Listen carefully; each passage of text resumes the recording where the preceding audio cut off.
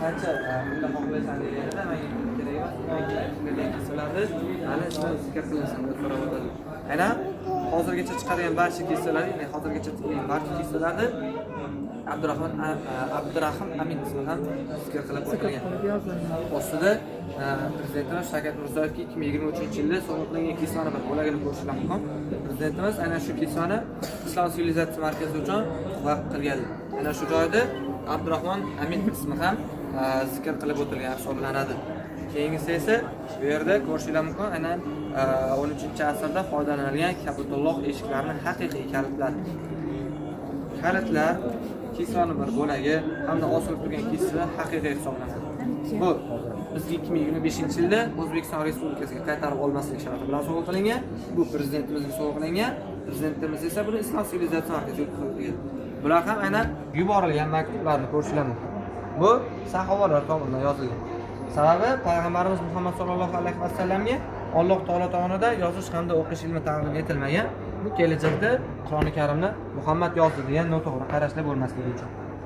Ko'rib turganinglar ana nusxalar hisoblanadi.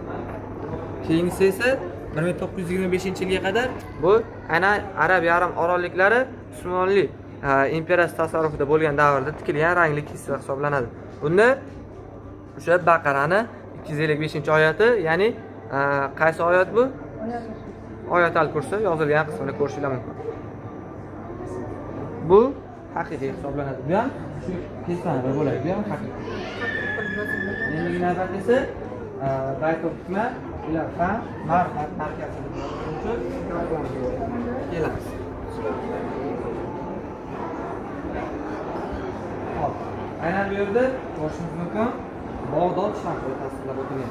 Bag'dod bu davrda ilm ma'rifat markazi hisoblangan. Aynan bu yerda turli hamda ko'plab o'sha buyuk olimlar hamda o'sha buyuk bir din arboblari yetib chiqqan desa ham bo'ladi. Shu Baytul Hikma markazida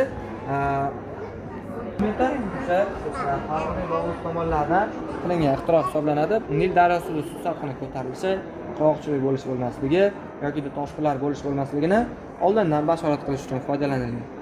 1970-yilgacha ana shu nilometrdan foydalanib kelishgan. Hozir ham bormi? Hozir ba'zi qismlari saqlanib qolgan. 861-yil degan o'zi 860-yillar atrofida adashmasam, bunga taxminan 11 asr bo'ldi. 11 asrlik narsa